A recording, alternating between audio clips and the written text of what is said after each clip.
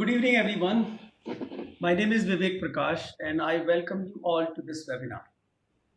As current circumstances do not allow us to hold physical seminars, we are organizing online webinars.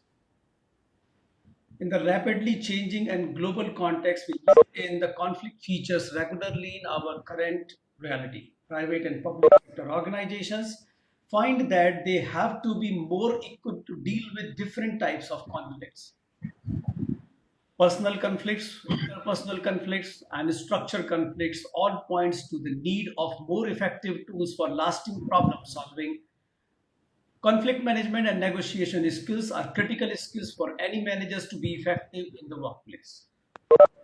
Conflict situations are common in the work situations, and in current era post-pandemic, we will face even more conflict situations in general and project in particular. It is thus important for managers to become familiar with the principles, processes, and techniques of conflict management and negotiations. Today, Mr. Ketan Gandhi will guide us on conflict management and negotiations. Let me brief you on how we will conduct this webinar. By default, all participants are muted. This is to keep voice quality better. However, this does not stop you from asking the questions. You can ask questions anytime. Please use the chat panel to post your questions. We will take up the questions from chat panel in the question answer session. In case we run out of time without giving answers to all the questions, we will send responses of all the questions in an email to the participant. We will post them on our website as well. Let me hand over the charge to today's speaker, Mr. Ketan Gandhi. Sir, please take it. Yes.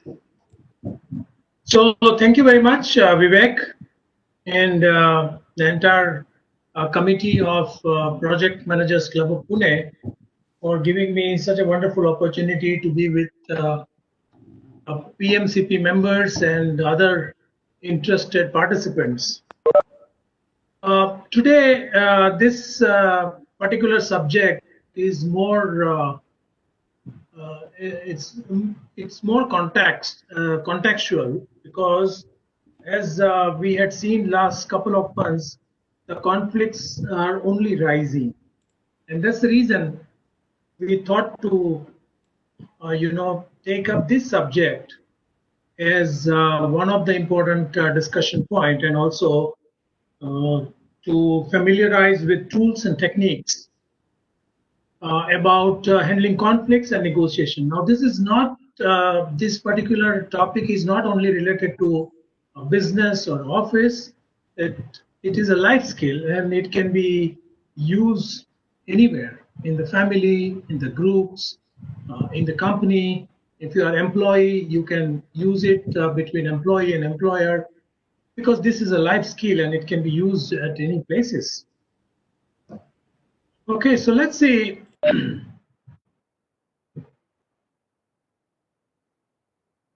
Yeah, we need to understand what exactly is conflict, because we use this terminology quite often. And many times our perception about conflict is when disagreement might be reaching to a certain level where there is a confrontation. Only at that time we feel that there is a conflict. But if we look at the different forms of conflict, even difference of opinion, even disagreement, disagreement on even a simple matter about location of a meeting, or about recruitment of employees, or any simple matter, there could be a disagreement. Also, whenever we see there are different parties and there is a competitive or opposite actions taken by these people or parties, even a dislike, simple dislike is also one kind of a conflict. Sometimes we feel that there are divergent ideas among team members, and the interest of people, there is a conflict of interest, or the people have different viewpoints. Even that also is a sign of conflict. Many times we also see struggle resulting from opposing needs or drives of people. People have different wishes or different demands. Even those will also be called as a conflict. And whenever there is a clash between opposing elements, ideas, people, or ideology, obviously this falls into a conflict. So there are many different forms of conflict that we must be aware about, and then we need to look at how can we address them, how can we deal with those conflicts. Yeah, there are many, very general examples, day-to-day examples that we can take. The conflicts among the countries, conflict among the team members, conflict, interpersonal conflicts, uh, all different kinds of conflicts. So these are few conflicts that we encounter in the business situation. That sales department and a production department will often have a lot of conflicts about execution of orders or priority of manufacturing the products or batches. There could be a difference or a conflict between HR department and finance department on budget on certain expenses related to employee welfare. There could be conflict among or between R&D department and operations department, because R&D department would like to develop the best products, whereas operations would like to meet utilize their factory capacity and also meet customer requirements. There could be a lot many interpersonal conflicts, like conflict arising due to a leader is dominant and team members are mild, or personality kind of conflicts. There could be cultural conflicts because of the cultural differences among the team members. There could be religious conflicts. There could be age, like generation. Between two generations, there could be a conflict. Uh, and we often see in TV debate there are conservative people and there are liberal people. There's these two groups debating, and they have a lot many conflicts.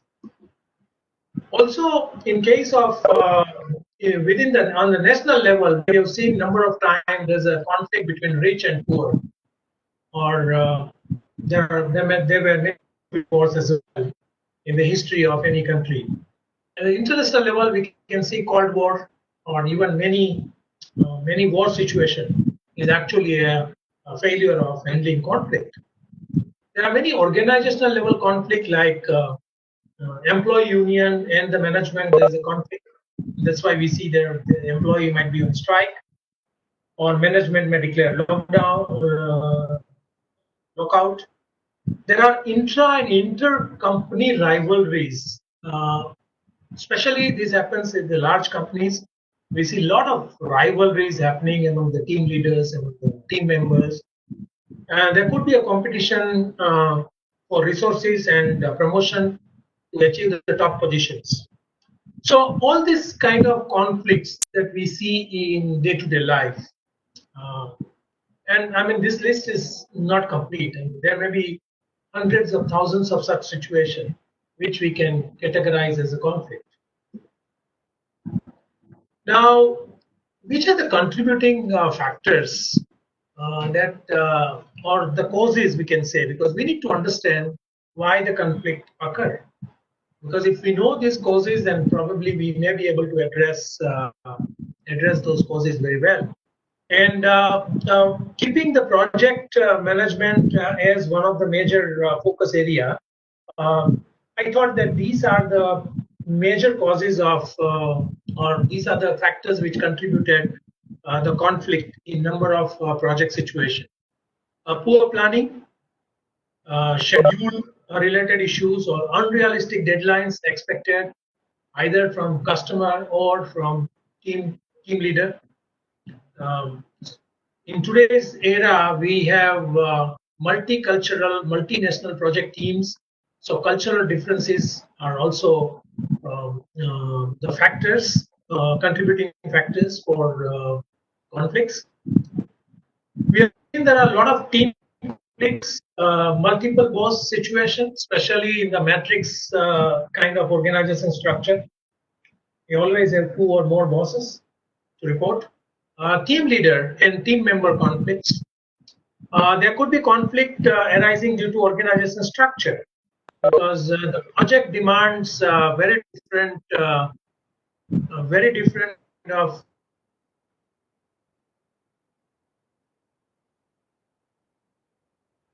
preventing, not to allow participants or employees to follow as the project demands. There could be personality conflicts. There, in number of cases, we have seen that there are ambiguous roles and responsibilities. Many times, it is not very clear. There are overlaps of roles and responsibilities, and all sorts of job description or missing job description, job analysis, etc., etc., also plays a very important role as a contributing factor.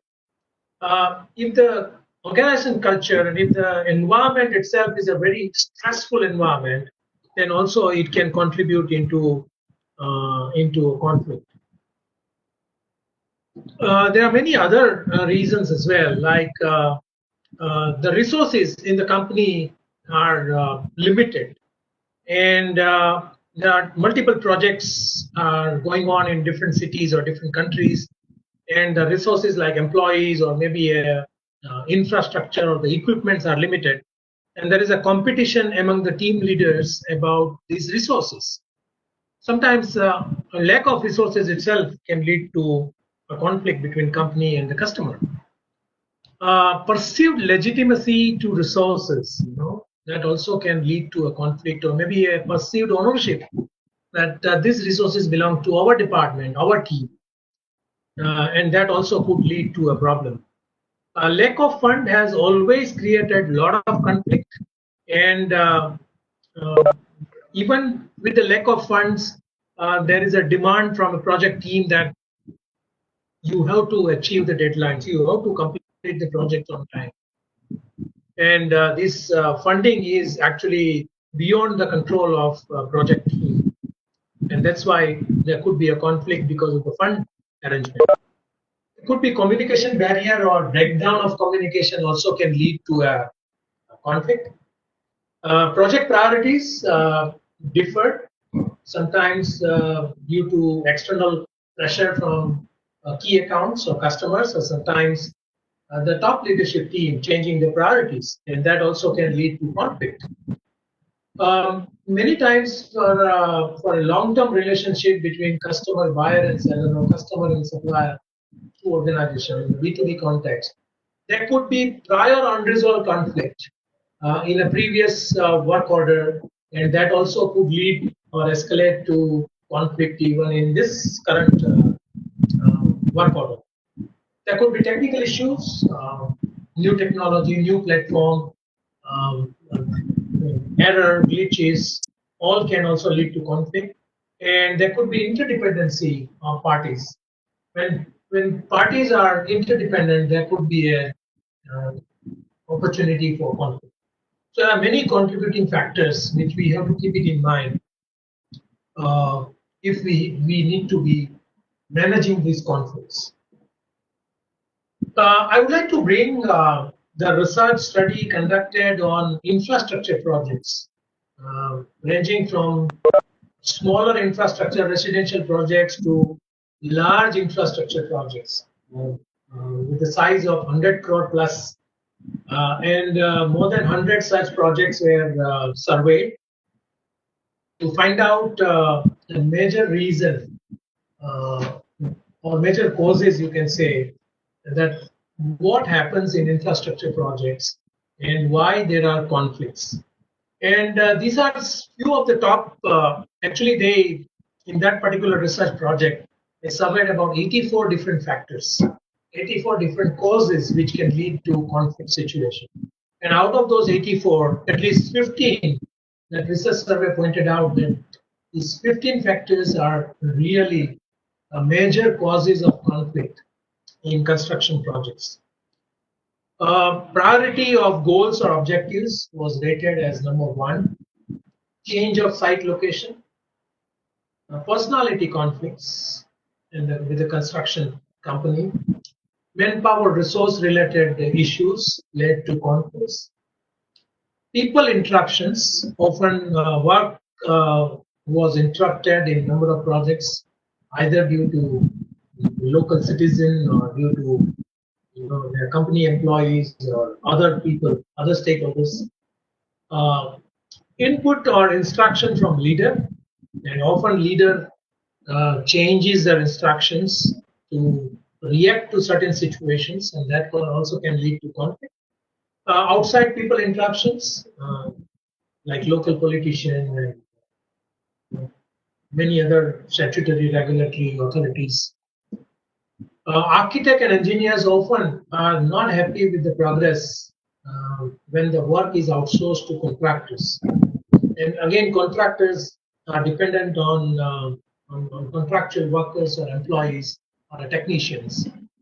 And we all know this is a very significant area of opportunity for improvement for especially Indian construction companies. Because construction workers and often contractual workers, there's a lot of difference between conflicts between workers and the contractor, and these kind of conflicts actually impacts the delivery of construction projects. Communication barriers, even in that research, was rated as one of the top 15. Lack of continuous improvement, and that's where the process standardization, process re-engineering, or process improvements, data collection, analysis of process. If it's not happening, then obviously process improvements, continuous improvements will not happen. That those reasons also can lead to conflict. Cost estimates. Most of the projects, the cost estimates are developed. They're done by few individual in a shortest possible time. So there are always challenges of real cost estimation. There's always project manager is always worried about variance between the cost estimate and actual cost of project activities at any point of time. So the variance is actually killing many companies and contractors. There's also a reason why there is a huge variance, because cost estimates were done at certain point in time, and the projects might be executed maybe 1 year or 2 years later. A project duration can be of 3 to 4 years in case of large infrastructure projects.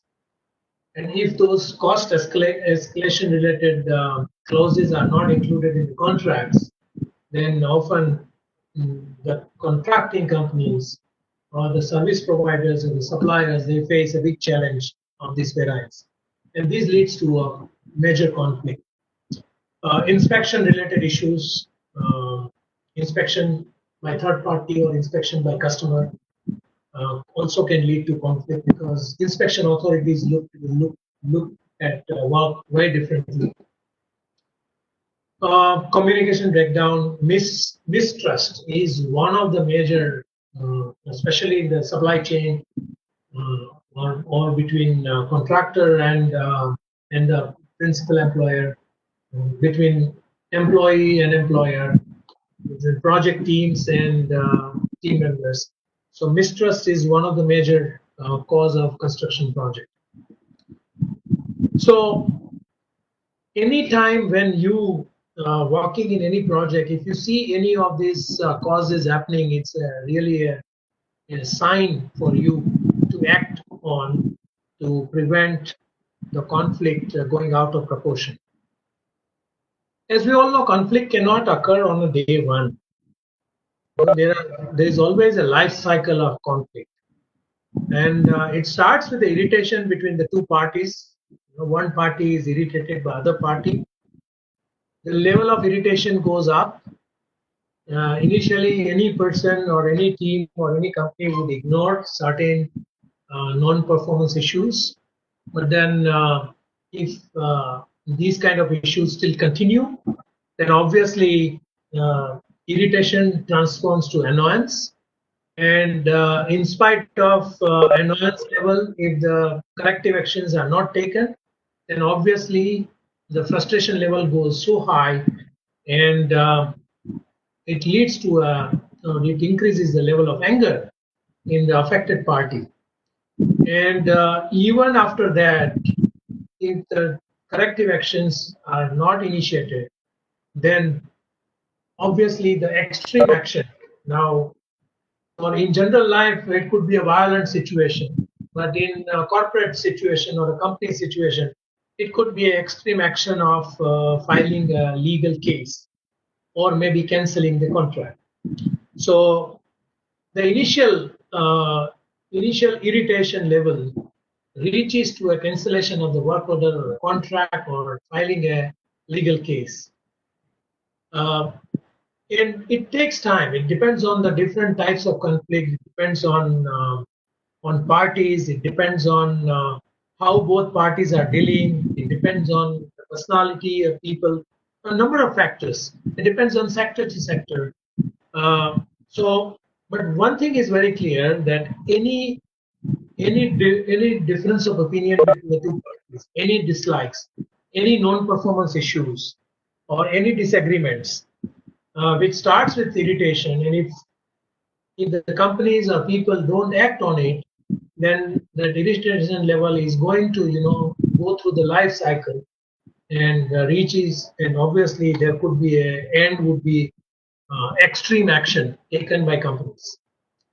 So in any company, in any position, in any projects, in any relationships, when we are dealing with multiple parties or when we are dealing with other parties, we need to look at these signs. We need to look at the symptoms, and we need to assess the situation, and accordingly we need to take action so that the conflict does not escalate to a situation where the extreme action is the only solution left with other party.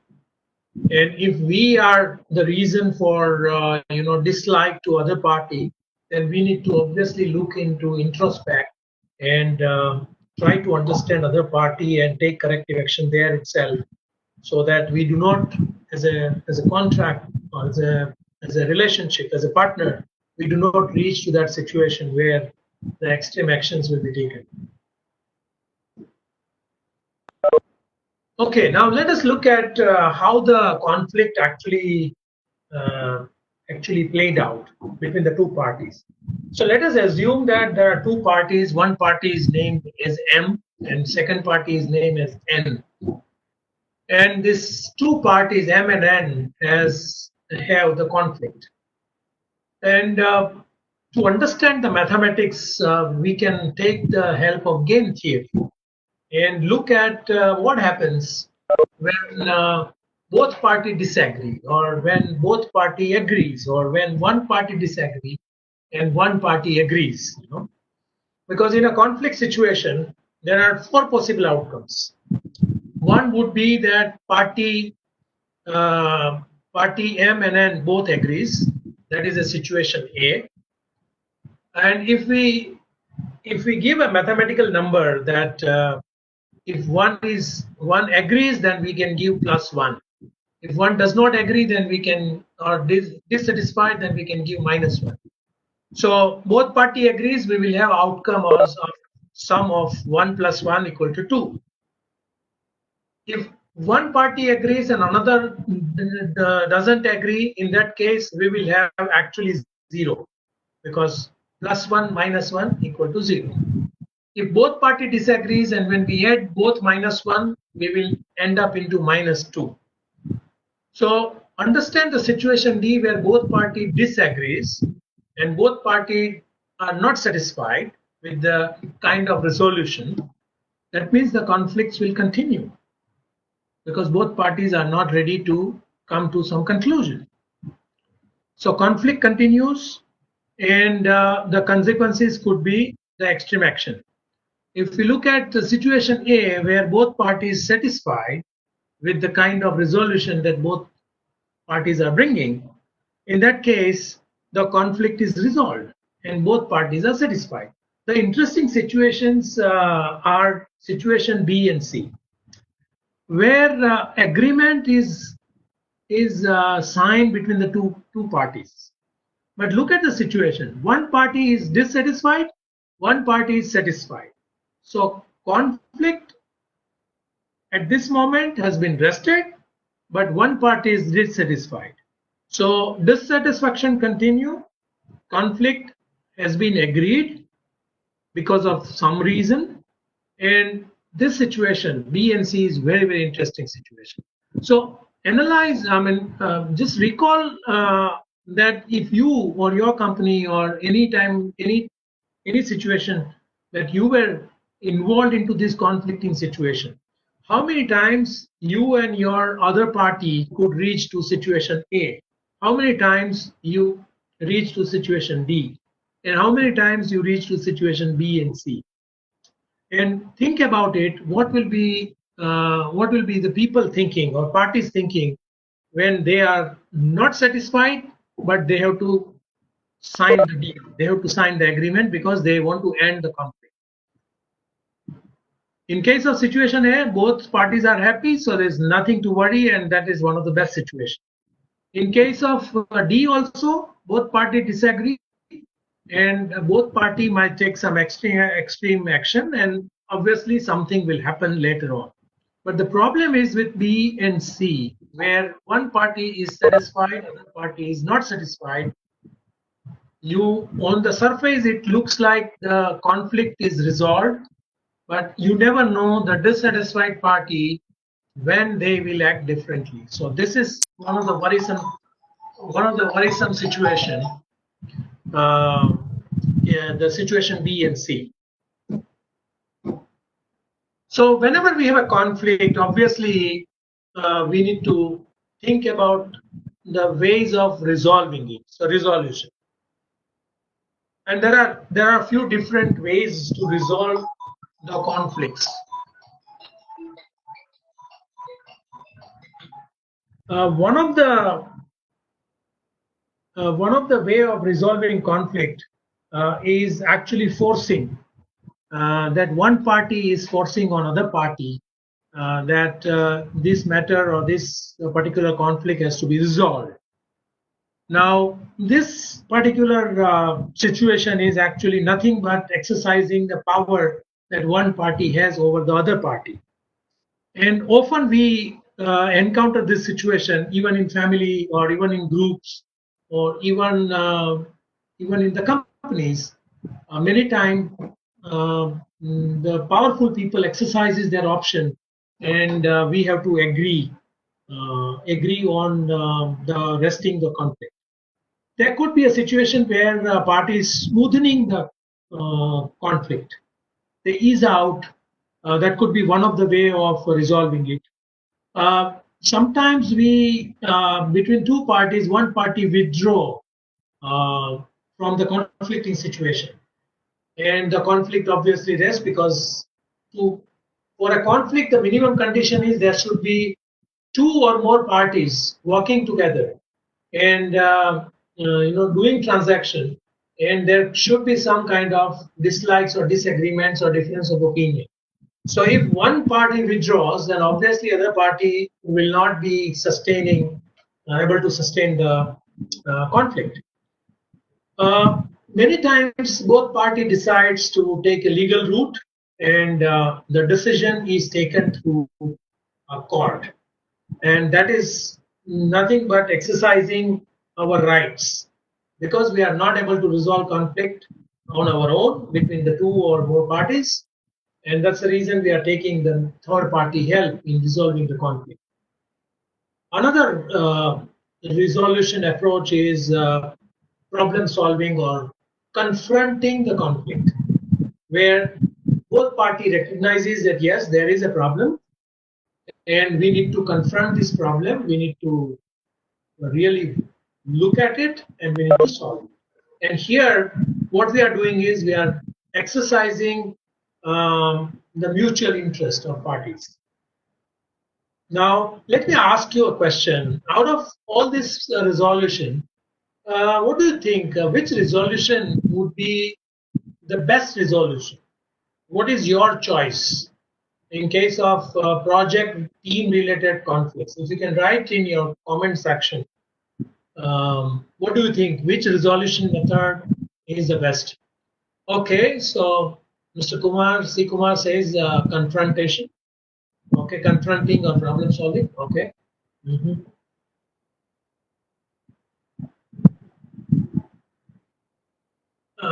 Yeah. Okay. Mr. Kaliman says it's not very common. Yes. First try compromising. Okay. Hmm. Okay. So it's interesting that someone says that compromising could be. Now look at ABCD four outcome that we just looked at in the previous slide. What do you think when you have a compromising situation? What do you think? Is it situation A, B, C, or D?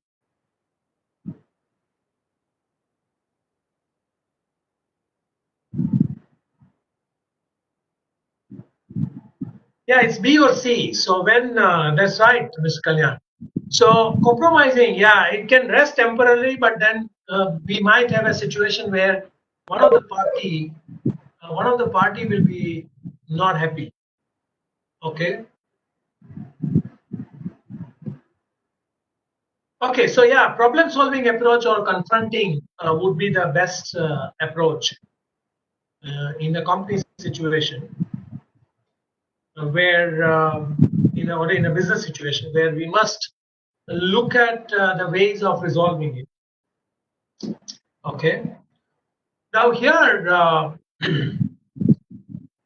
the success of problem solving or confronting conflict will depend on what is your preferred style of resolving conflict. So here, that is okay. So here in business situation, you see, there are a few comments.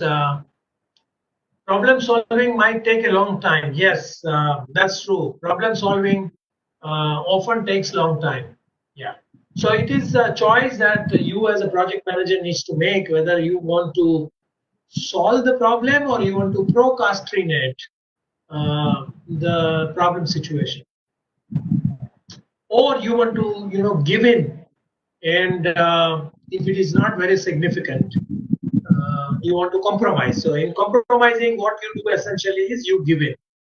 If customer is a large company and yours is a small company, and the large company says no, you have to supply this particular extra work free of cost, often the smaller company will say okay, we will do it, because here you compromise. You say okay, it's a long term customer, and we should not enter into a conflict. But yes, business situation problem solving often might take a long time. Yeah, you're right. Okay, so here everyone should be aware about their preferred style of resolving conflict. There are five basic style of resolving conflict. One of the style is dominating style, domination. The second style is a collaborative. You collaborate with other party. Another style is called capitulation, where you give in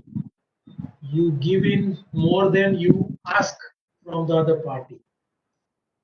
There is another style called procrastination, and here what you do is you actually delay the confronting the conflict.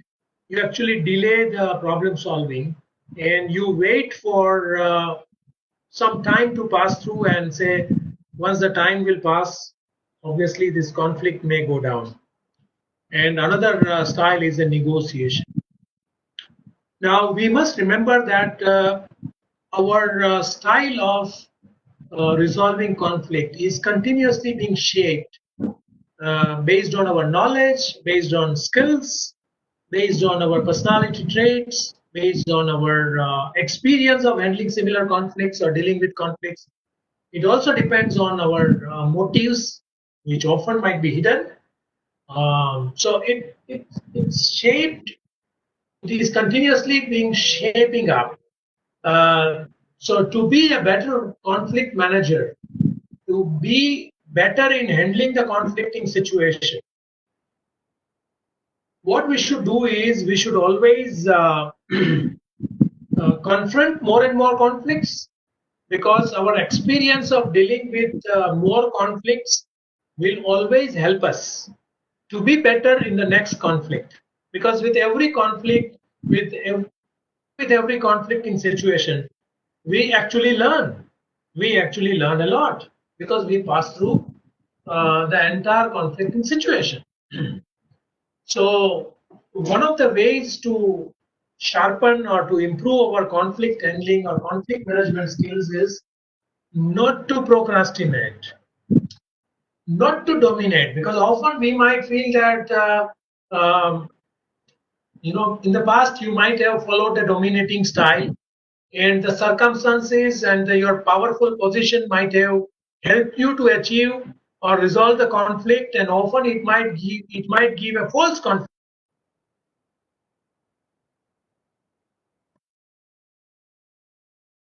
Developed a conflict management skills, but it was because of your domination, because of your power position.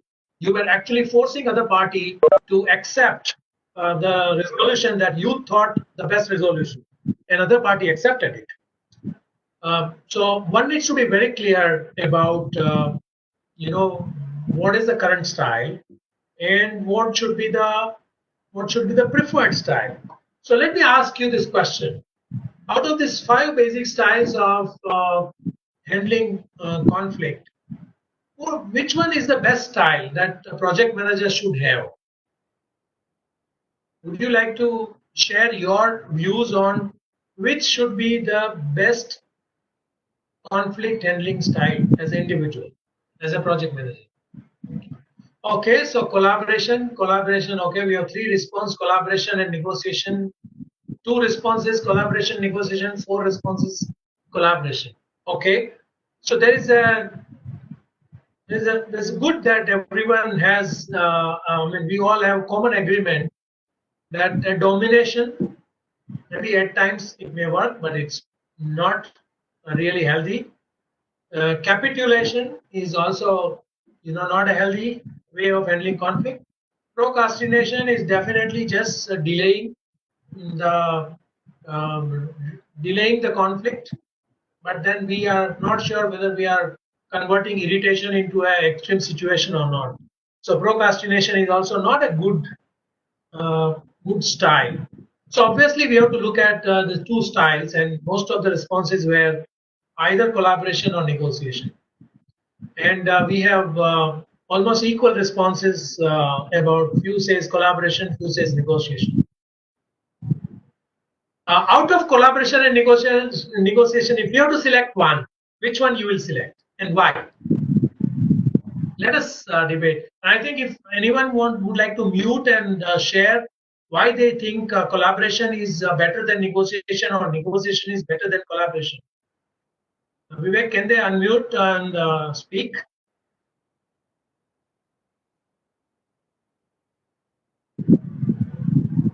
If someone would like to speak and share between collaboration and negotiation, if you have to select one, which one is the best and why?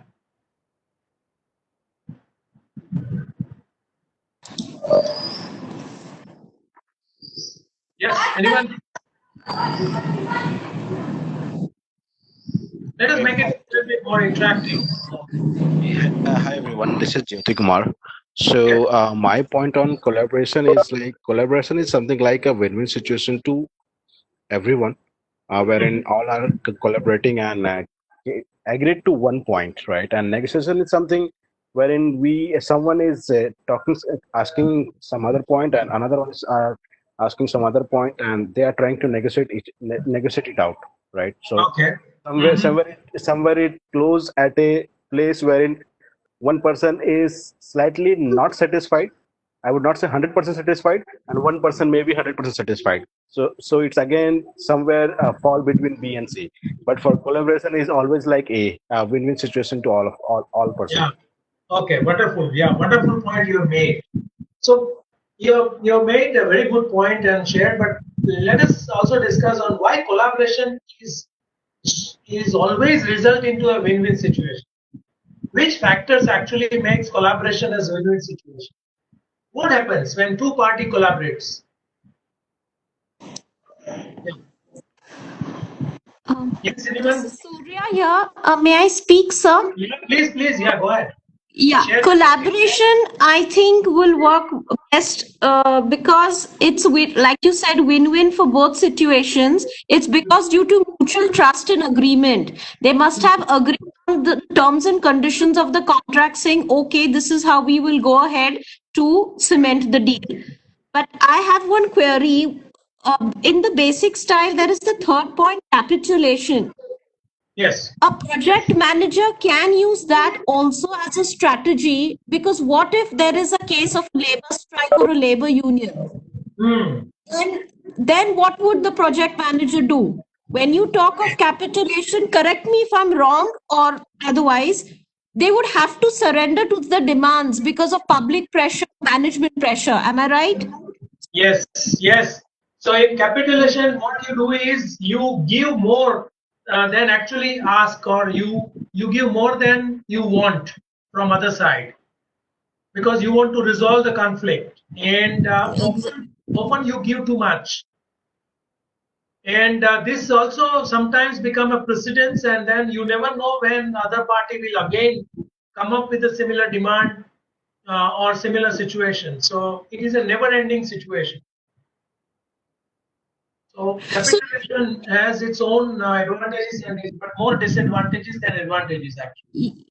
yeah, but sometimes this step would have to be taken like a temporary measure. Instead of having no income or stopping work altogether, it's better, something's better than nothing, is what I feel. Yeah. So now you have brought a very important point. In that case, the one party has more power and the other party has no power. So when there is Yeah. a when there is a when there are two parties with disparities in power, there will not be any conflict actually, because other party will anyway surrender. So where is the question of Eh, conflict? Conflict will occur Correct. only when the two parties have equal power, Right. or So when that is what I'm saying. right. In So certain situations, it will have to be used. Not all the time, but it's really situational based. yeah, so often, yeah, so after 5-10 minutes, when we do one exercise, obviously, then we can discuss on this particular point, that you may, agree on certain demand which you feel is insignificant for you, but significant for other party, and you can create an impression that you have followed capitulation, so other party will feel more satisfied, more powerful, that yes, they could make you surrender, but actually you are not surrendered, you have actually won. But in a perception, there is a other party will feel you have surrendered. So that could be a strategy, but it will not work always between the two companies or in the team situation. But yes, sometimes you have to. If there are no other options left, then obviously you have to follow that. Yeah. But we were discussing why collaboration is actually win-win, and couple of points have already been highlighted by experienced people. So let me tell you why collaboration is a really win-win situation. Because in a collaboration, parties work together. So out of these five styles, and collaboration will only happen when both parties or both people who are dealing with each other, both have collaboration style. Both come with a similar mindset and thought process. Both have empathy and a good leadership qualities. Then only both will exhibit a collaborative style or collaboration. So they work together, and here they concentrate on options. Okay, let us look at which are the options available to us. And most important point is that both parties will try to meet each other's need, because their objective is to help others. To look at the need of other party, and other party is also thinking to help need of other party. So it is so good environment when we have a collaboration. It's so good environment that even a competing organization, even in the supply chain scenario where customer, buyer and seller, when they collaborate, then they achieve wonderful results. We have seen an aircraft supply chain. We have seen how automobile companies have actually um, changed their style of domination and converted into a collaboration. You know that 20, 30 years back, the buyer and seller relationships were more, buyers were more dominating, and sellers were more following capitulation kind of style, and they were always agreeing. But this mature supply chain, especially Japanese companies, brought this concept, and we have seen a wonderful results achieved by this supply chain, and that is only happening through collaboration. So wherever we have seen collaboration between two companies, both companies actually flourish. Both company actually benefits out of the situation.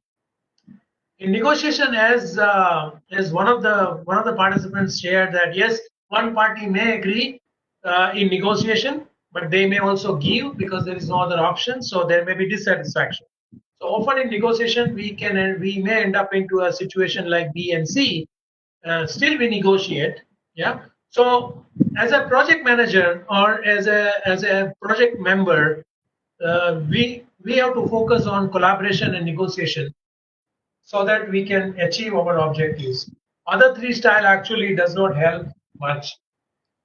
And the most important message is that we should not avoid conflicts uh, because we want to develop our conflict handling abilities. So maybe we should not invite more conflicts, but whichever conflicts are there, at least we should try and work on those conflicts and uh, and try to solve those conflicts. And by doing this, we can shape our personality. We can shape our style of resolving conflict. Okay, let's do one exercise. Day to day, everyone here who are participating are either buying a products, services, or selling the product and services. I need two volunteers. I think Vivek and Kalyan has agreed to become volunteers to be part of the role play. So, would like Vivek and Kalyan to please switch on your video as well, audio video, and look at this. Look at this situation. Yeah. So maybe Vivek and Kalyan, would you like to take part into this and let us see how you do role play? Yeah, sure. Yeah, sure. Try to sell. So, Vivek, see, pick up your role. Which one? What would you like to do? I will try to sell you something. Wow, interesting. Let us see. Okay. Okay. So I have some requirements Okay. at our organization, Mm-hmm. and I believe you have also responded to that requirement. So Right. we are now engaging in a dialogue. Look at the progress around it. Right. Unfortunately, what I see here is requirements which we had shared and the price point which we had proposed is around 5,000, Right. and price which you have quoted as per the response which you have given is what you say, practically twice the expectation we had. True. Because So it creates so much value actually. Yeah. Please go ahead. the issue which I see here is,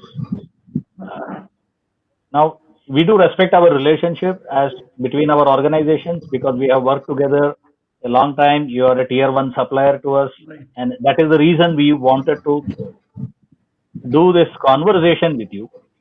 That was one of the reasons where I convinced my organization that let us get into a conversation with you, because you have been a tier one supplier for us, and we have had good experiences so far Yeah. We over also a have period of good long experience. period of time. We also have a good experience with you, and we'll like to work with you. Okay. So let me share my uh, observations. Hmm. Let me then hear your responses to it. Sure. So why we are talking about this price point alone? Because Yeah. what we see is your technical specs and what you have given matches closely with the scope of work what we had given. But the problem is the main contention has been the price point when we looked at our evaluation metrics. So what we see is from the competition, from the other vendors with whom we have interacted, uh, we came across pretty competitive pricing which has been done, matching the scope which we wanted at our end, matching the timelines which we have asked for. So, is there any scope for you to rethink? Is the question we want. Actually, the cost and everything, and the support you need after that, that actually required this kind of money. I'm not. I respect your view, and I'm really not sure how you have arrived on 5,000. But the the kind of the raw material and kind of efforts required to develop this product and then support after the sale, which will be, I think, very important for you also. And I think the 10,000 is a reasonable price actually. Though I think in your expectation it looks high, but if you see the kind of efforts are going and kind of material is going, the superior quality of things, the 10,000 is a reasonable amount actually. And if you go into the market, you will find that that maybe you can find a cheaper product, but this will be like a much superior product compared to that. Well, so I will give you a couple of pointers to rethink and Sure, look at your proposal. I will. And Like, meanwhile, I will have to take it back with my organization around it. sure. So one of the key aspects which I see uh, is the product or the raw materials which you have proposed are probably of a much higher quality than what we wanted. That's a hint which I can give you to look at as Hmm. to how you want to look at your pricing which you have done. Okay. So have a relook at it. Look at the solution. Maybe you are trying to build a much bigger thing than what we wanted. Hmm. Could be the problem Hmm. because as I said, the scope of work which was given to you, I have received a similar, very competitive solution from the other vendor, and we are pretty inclined to go with them. If you are able to match the price, definitely we would like to work with you. As I said, you are our first choice from a vendor rating perspective. Okay. But in Okay. this case, we are not able to go because of our costing issue. Okay. Okay. But just tell me one thing. You would like to stick to 5,000, or you think that there is some play available with you where you can go a little up and down. Is there possibilities that? My friend, there are little margins for error or negotiation here now, because that is the upper limit given to me. 5,000 is upper limit given to me. Okay. So I consider your things. Maybe we can like change the raw material which we think that more than required quality. So we can definitely go to the quality which is expected by you. But I think even then this price will not go down. Even we use the same kind of material which you are expecting exactly. This will require additional customization, etc. It will still be not less than 7,000 rupees. Okay, so Mm-hmm. here, pause for a moment. Here, I think the buyer and seller are not able to do transaction. So there is no transaction situation. Now, I would like participants to reflect on who is responsible. Is seller is responsible, or buyer is responsible, or both are responsible? Because there's no transaction happening. Buyer wants to buy at 5,000. Seller wants to sell at 10,000. Who do you think? Who is responsible? Why transaction is not happening? I believe it's both. Both are responsible. Okay. Okay. So how can this transaction happen? I think both seller and buyer can try their different strategies and see that how their transaction happened actually. Would Vivek and Kalyan, you would like to try and complete the transaction? Yeah. Yes, So yes, so yes. what I said was I would go back to my negotiation with my organization and see what best we can do about it. So I have, while you were having your opinion there, I talked to my team here and figured out what best we could do about it. Given the credentials of the vendor, given the quality assurance which we get with them, the experience which we have had, so price is not just not the only aspect for closing a deal. There are other weightages to be given. So when we look at all the other aspects, my organization has come back and said, okay, you may go up to the max you can raise is only up to 6,000. You can't go beyond that. So I'm going to propose this to the vendor and see what we can do about it. Okay, interesting. Yeah. Okay. Yeah. Yeah, I So see. As I said, that it is like even reducing the quality of the raw material as per the request or as per the requirement, and looking at the customization required to reduce the change the quality of the raw material. As I said, 7,000 is a still a reasonable price, and I will request the buyer to look into my request and see that if they can, they will get a very superior product actually within their expectations, and very superior support along with the product.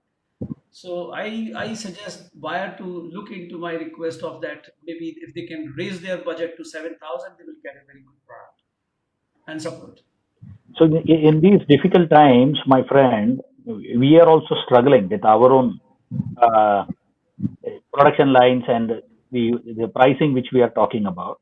So the issue we have right now is the budgetary cuts at our end. So I would say look at it from a long-term relationship which we have been together and see what you can accommodate. I think we can close the deal at 6,000 if you are ready for it. Else we will have to go with the competition for that. Okay, let me offer you. Will 6,500 work for you? Well, this is something which you are coming. You are now talking something which is close to my number. Uh, I think I should be able to close it with my team on my own personal responsibility. It's neither yourself or for me, no benefit for you or there. We give and take. We meet halfway there. I think I should be able to close it at 6,500. Oh, that's fantastic. Thank Let you let very much. let's sign the deal at that price then, Yes, thank you Okay. very much. I promise you. without any compromise on other parameters. I promise you a Wow. great product and support. Thank you very much. Thank you. Look Okay. forward to our continued association. Okay, so interesting. So earlier, 5 minutes back, there was no transaction happening, and now transaction has happened. So what do you think? What has changed the situation between the buyer and seller? Any participants would like to share? So here I would like to bring the concept of agreement box, which will be very crucial to understand the perspectives between buyer and seller. So here buyer's desired price was 5,000. Maybe Kalyan has not shared up to what maximum limit buyer could have purchased this, but I believe it was 8,000 rupees, looking at the quality of the product and looking at the suppliers. Similarly, Vivek desired price was 10,000, but Vivek was actually ready to sell at 6,000 rupees because of the current pandemic situation and the sales numbers are going down. So if Mr. Kalyan would have been aware about Vivek's 6,000 rupees, or Vivek could be aware about Kalyan's 8,000 rupees, then probably they could have, any one of the buyer out of two would have got a better deal. Right now they have settled at 6,500.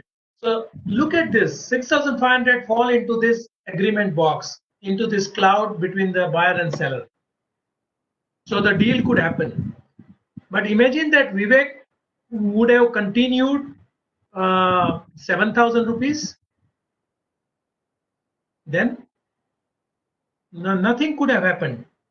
Imagine that the buyer could have continued with 6,000, because maybe Vivek could have agreed, but so this is the situation.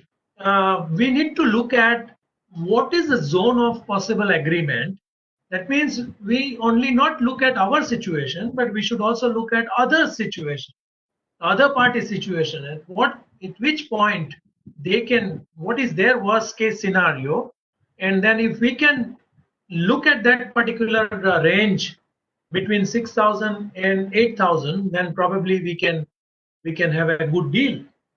And more knowledge about to anyone, either buyer is more knowledgeable or seller is more knowledgeable, accordingly they may get better price than their worst price. So this is what happens in a day-to-day life situation. So if we are following this and we are mindful and aware about this, maybe either as a seller earn, we can get better, as a buyer we can get a better deal, but it is still within the range of agreement. So buyer or seller, neither of them are dissatisfied, because this is what is the external environment is forcing them to reduce their price or to increase their price expectation. So this is one way of negotiating things in a day-to-day life. Whenever we have such a clear situation in black and white, but as we all know, the reasons might be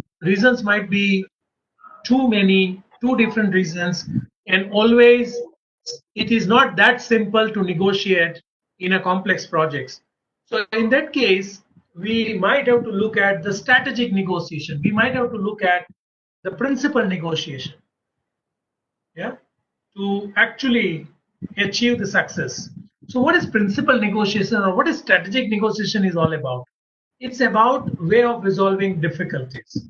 It's an agreement between the parties, the point that we were discussing about negotiation.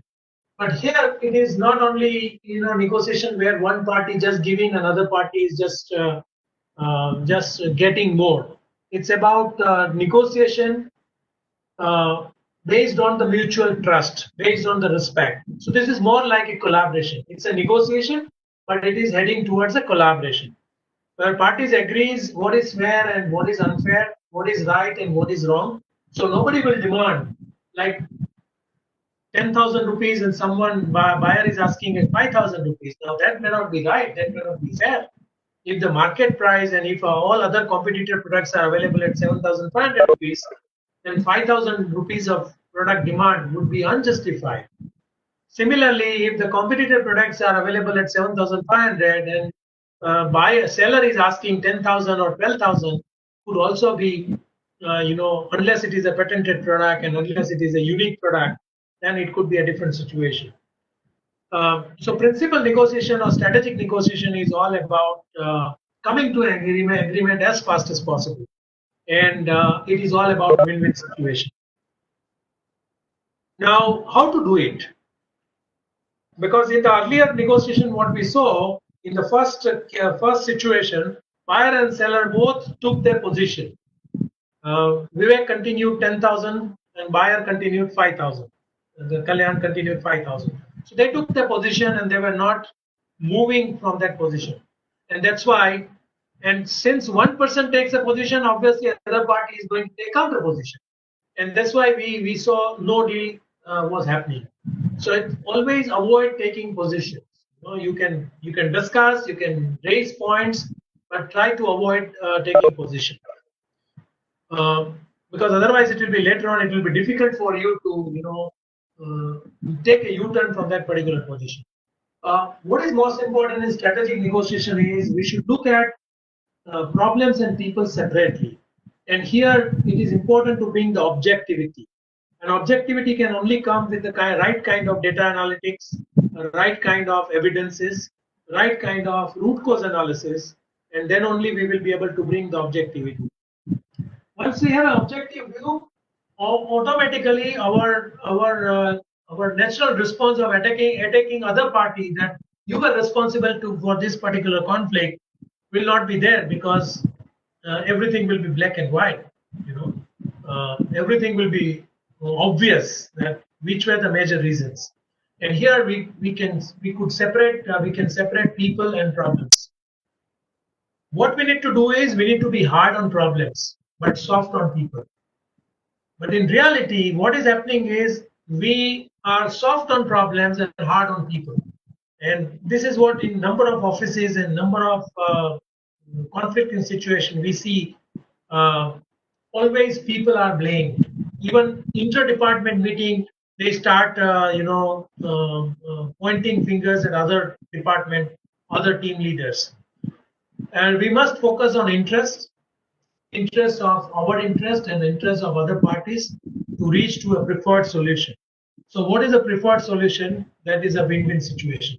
So this and these principal negotiation or strategic negotiations require a lot of homework, a huge homework to understand other person, to understand also the trust, to share information formally or informally, uh, to to think from their perspective, to wear the hat of other party, and then probably we can actually achieve the principal negotiation. Now, coming to a project team and the members kind of a conflict, because day to day there are a lot of conflicts happening among the project team leaders and the team members, or maybe multinational or multicultural teams. So normally, whenever there is a conflict between a team leader and the team member, because I'm not sure everyone is involved into a major conflict handling at a contract level or at the organization level, but I'm sure everyone would be either as a team member or as a team leader would be passing through this kind of situation. So whenever there is a conflict between the team leader and team member, there could be 6 possible responses. Look at these responses. So if some requirement come, you say flatly, you say no. That could be one response. Second response could be you offer an alternative to that particular request. Third option is you may give reasons about your position for better understanding on both sides. Another solution could be, another response could be, before you say yes or no, you indicate you have something to say, you have some difficulties, you are not really saying yes or no, but you are actually discussing, is there any way out, to come out from this situation. Another response could be you say, yes, I understand your situation and I fully agree with you and I understand your position, and then you say yes. And then final response on the other extreme of no would be you say yes, I agree with you, and let us do it. I follow you. So these are the typical responses that we can give uh, to our request, or employees request, or team members request. Team leaders can give these kind of responses. Let me also, give one more exercise. A project manager is requesting you that I want you to come on this Sunday to complete the report, not to complete the project, but obviously Monday meeting you want to present a report in a weekly meeting, and the project manager is asking you to complete the report. Now you have these possible responses from no to yes, and then obviously uh, I would like you to look at this particular exercise, this particular situation between project manager and project team member. What do you think team member, which response of team member project manager would like, and why? What is the reason? And what if the project team member respond which project manager doesn't like or does not meet the organizational requirement? Which are the options that the project manager might have? So instead of typing, if anyone would like to really share their views on, pick up any one response out of the 6 responses and say and analyze what will be the impact of that particular response. So project manager would ideally, yeah. So what is the response? Project manager would ideally like yes, yeah. So and obviously all employees or team members ideally would like to say no because we don't want to come on set. Yeah. So again, then there is a conflict actually. Okay, there was a request. Go back to previous slide for outcome. Okay.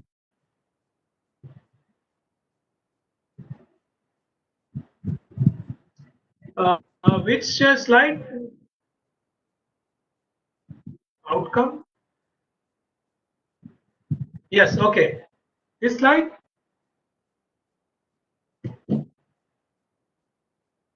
Yeah, there was a message that can you go back to the outcome slide? Yes, this outcome slide is visible now.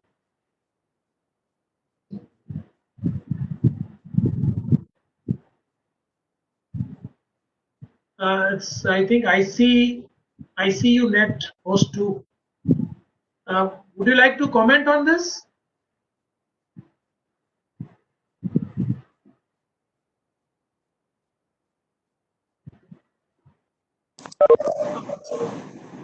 Yeah. Actually, sir, I wanted the slide before principal negotiations. I Yeah. couldn't get. Yeah. So this is this is the previous slide before principal negotiation. Sir, I can't view your screen. It's got some boxes on it. Okay, now I can. Yeah. Thank you.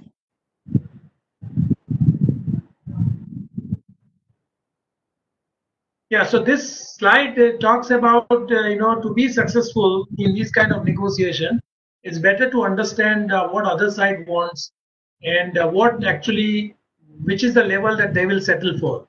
It could be a buying and selling negotiation. It could be a negotiation about providing extra manpower or maybe timeline or maybe a warranty, extended warranty or something where when the buyer demands something, buyer should know what seller will settle, and if seller demands something, then seller should know what buyer will settle in.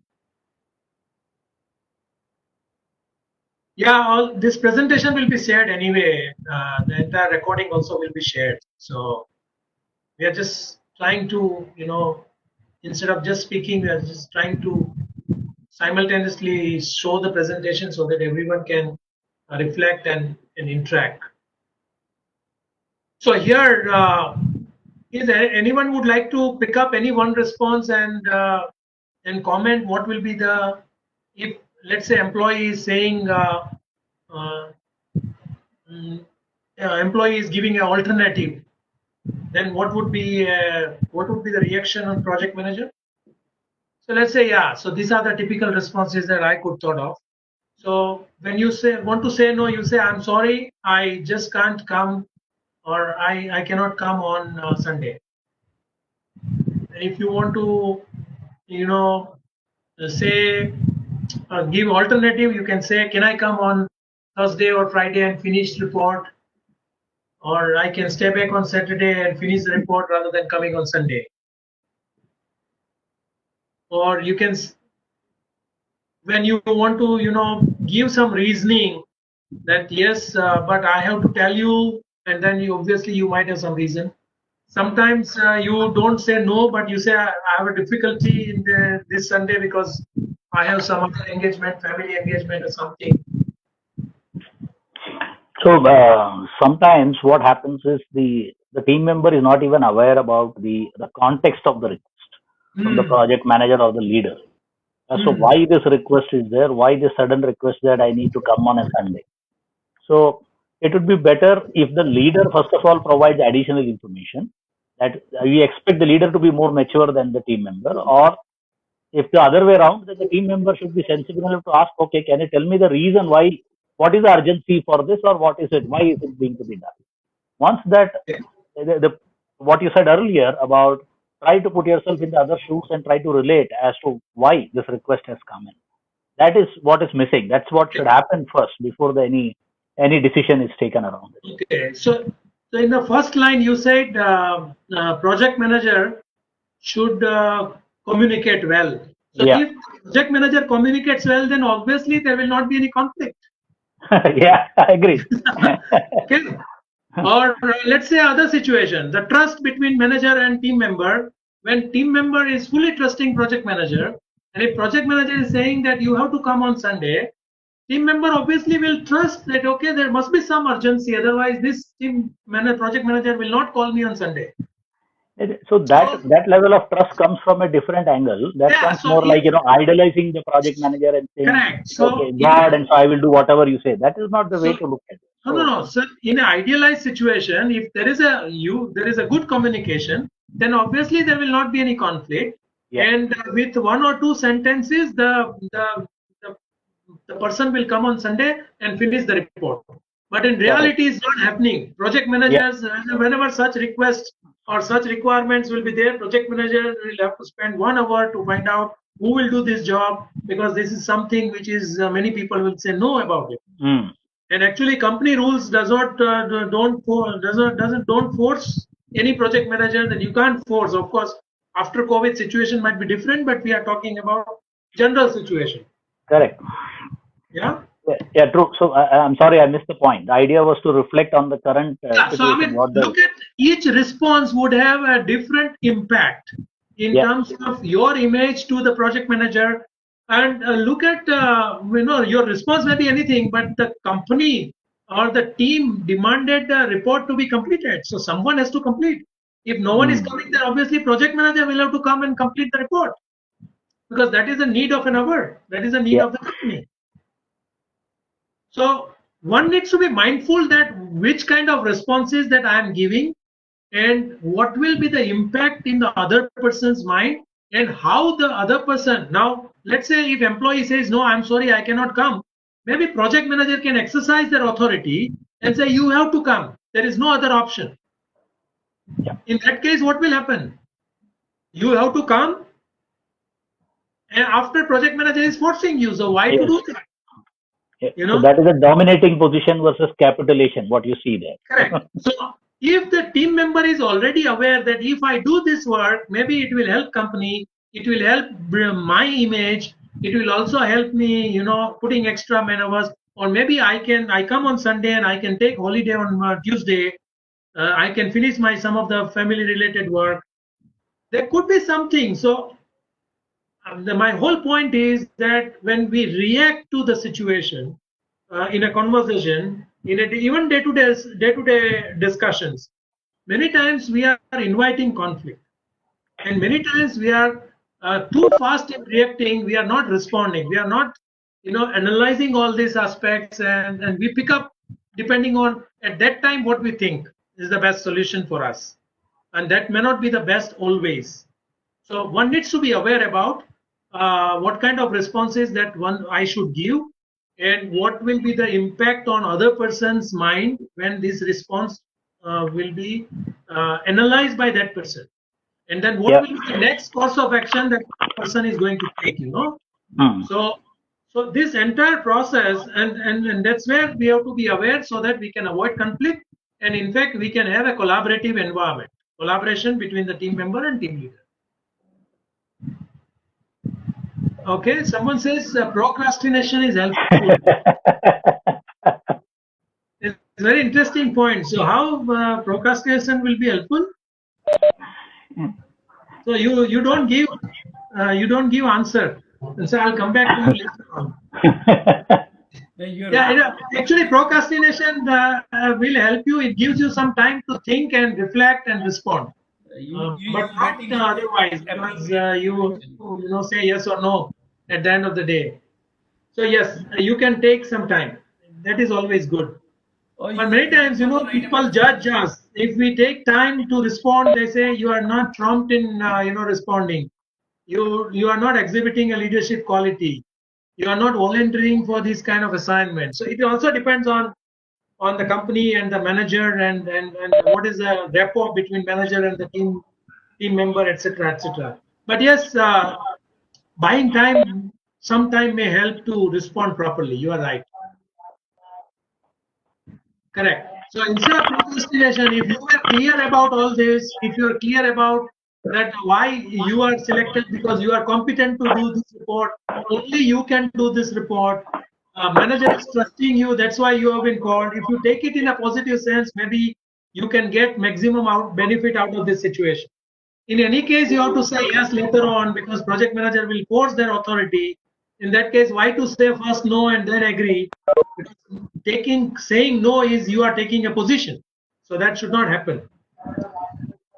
Yeah, so let's we are approaching an end. Obviously, there's a lot of cost to conflict, and I will not go to this, go in detail because, as we all know, it will cost relationship. It will cost in terms of money. It will cost productivity. It will lose time. So conflicts, if we don't manage, if we don't handle, then obviously it will cost us a lot. It will create a stressful situation. It will impact our health, and it will impact our brand image. They're all negatives. Conflict generally, if we just procrastinate, if we don't manage, generally it will not help anyway. But it does not mean that we should avoid conflict or we should not invite, because number of organizations in last 20 25 years have uh, actually benefited from constructive conflicts, that conflicting situation in a collaborative environment, a good culture actually invites more ideas, more involvement of people. People are more vocal about sharing their needs. It also helps developing a flexibility and mutual understanding among the team members. It improves the listening and communication skills. A lot of ideas, innovation can also happen. It allows us to differentiate ourselves from others, especially when we are able to, manage the conflict. It also helps us to exercise emotional control, improve our emotional intelligence and emotional quotient as well. It leads to more innovative solutions. So, in a way, conflict is good, provided that all the people, team members, and the company employees, or maybe partner organizations, are mature enough to actually handle the situation well and working towards collaboration. They have a trust, they have a communication, and they are able to, benchmark uh, or they are able to achieve more and more outcome rather than win-lose kind of situation where one company is trying to take advantage of situation.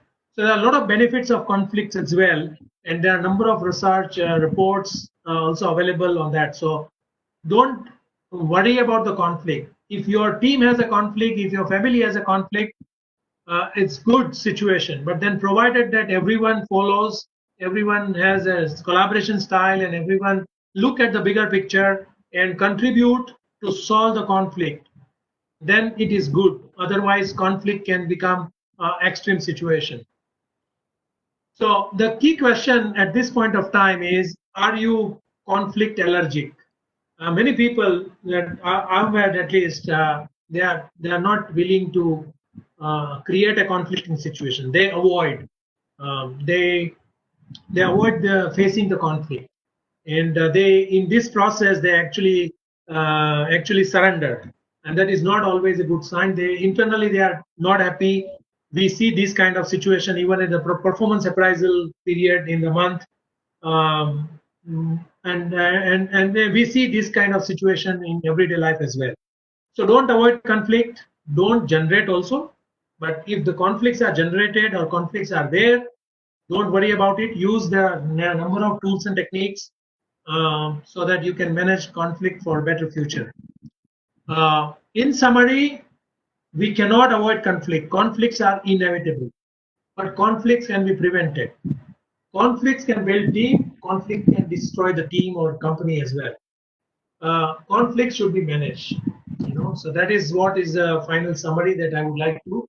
Now let us open up if there are any questions or if there are any sharing of experience. Anybody would like to share their experience, how they handled conflict in that situation, or if there are any questions would like to. So let us open this for an open house. Yeah, I have picked up some question from the chat box, and I will just put you in Yeah, front of please. you.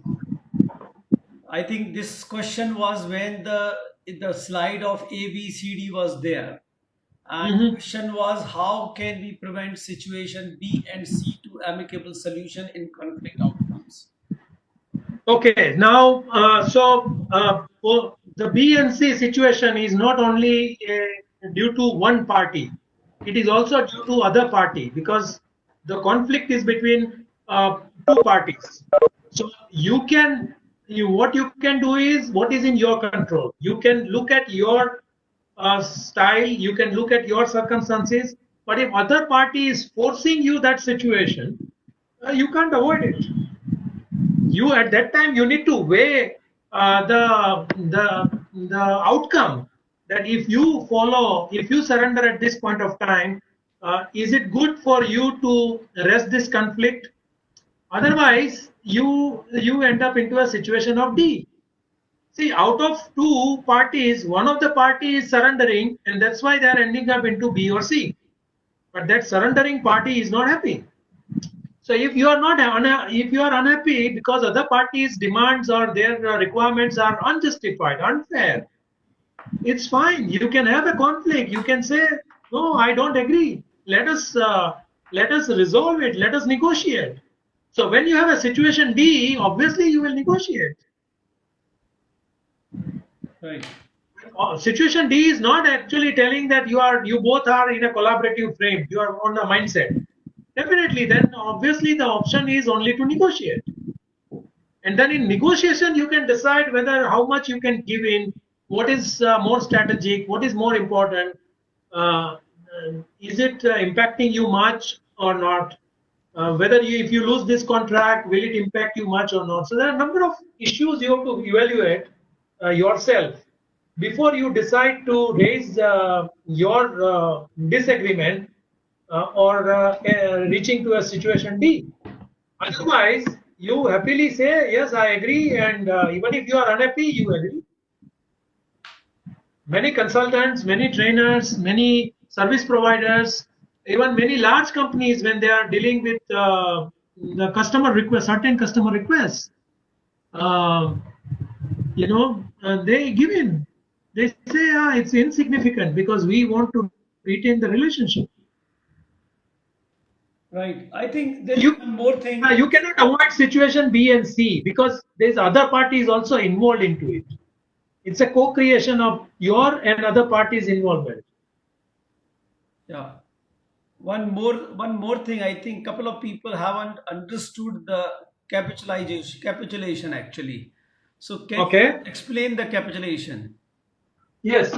So capitalization. So let's say you are one of the party out of the two, and uh, you you give in much more than actually other party is demanding. For example, let us take example that someone is looking for a job. Now, the pre-COVID era, the salaries were, let's say, 6 lakhs rupees gross salary, and now after COVID era, the person is looking for a job because the situation has demanded.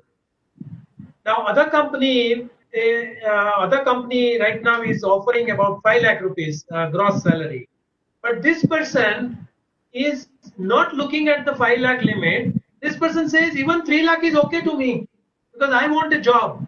Now, that is what is a capitulation. That if other party is ready to give you at 5 lakh rupees, which was obviously lesser than your previous salary, but you demanded 3 because you badly wanted. So capitalization is that you give in more.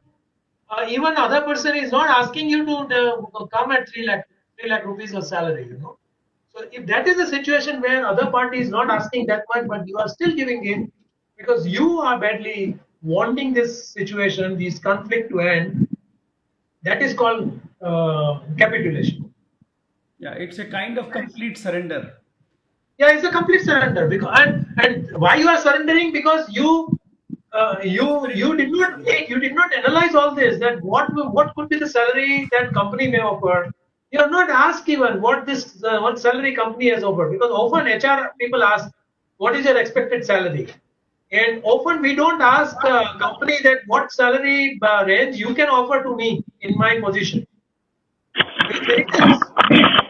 Yeah, so in that situation, we are just opening up, and our number may be less than their minimum range.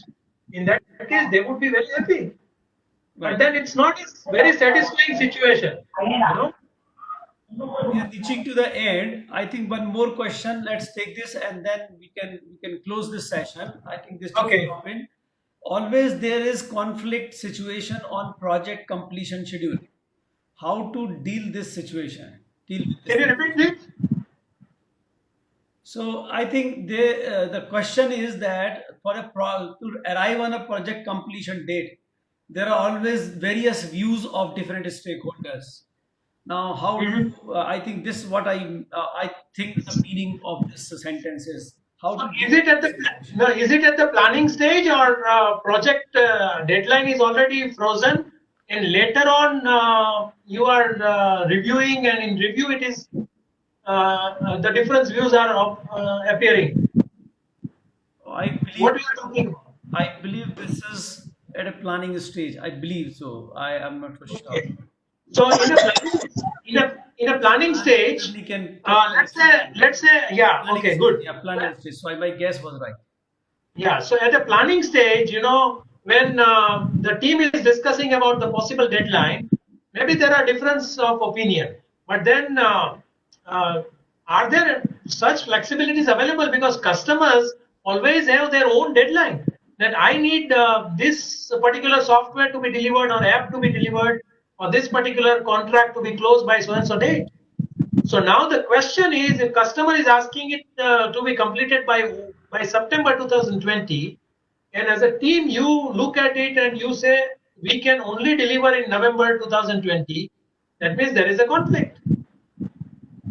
So you should, as a team, you should decide either you tell customer that this project can only be completed in November, or you look at your additional resources, that can you put additional resources and complete by customer deadline, and whether you are going to customer and whether customer will actually be ready to shift the deadline. If customer says no, I want it by September, then you have no choice either to complete it, and if it is you have not accepted the order, maybe you can reject. You can say I will not be able to complete it, so please, I don't need this order. You can refuse the order. But if you have accepted the order and your sales people have committed that we will complete by September, you have only two choices: either to add resources, complete the project, or maybe pay the late delivery penalties, or maybe a litigation, or maybe some other major consequences. So the planning stage, if you have a difference of opinion, better to communicate to customer. And if customer is also mature, then there will be some kind of agreement that you negotiate here. Ideally, if customer and you are collaborative, then nothing, then there is no issue. But if customer and your power is different level, then obviously you need to negotiate. That's So right. either customer has to amend the order, you ask for additional resources, and then you can complete it. That's right. So the option could be for them for you to bring out the real causes for those change in the schedule. What is the reason for that conflict? You Correct. provide the right data points and say why why the question has to be answered. Only then it will be convincing. Otherwise, it's not good. Right. That's great. Okay. So I think we come to the closer of this program now. And Okay. so thank you very much, Ketan, for taking this session and making it so interactive. And so I'm sure that people would have liked it. And I hope that all the participants, I am thankful to all the participants that who have joined this program, taken their, spent their 1.5 hour here. And I hope you all have found this information useful and will be able to use it in your future endeavor. We will send you an email confirming your attendance in this webinar, and we would like to hear from you. How did you like it? So if you want to leave your comments, how did you like this about this program before leaving the webinar? We will really love to read your feedback. Thank you very much. Thank you, KG. Yeah, Thank you thank you. for Thank you, yeah. all participants and everyone. Thank you.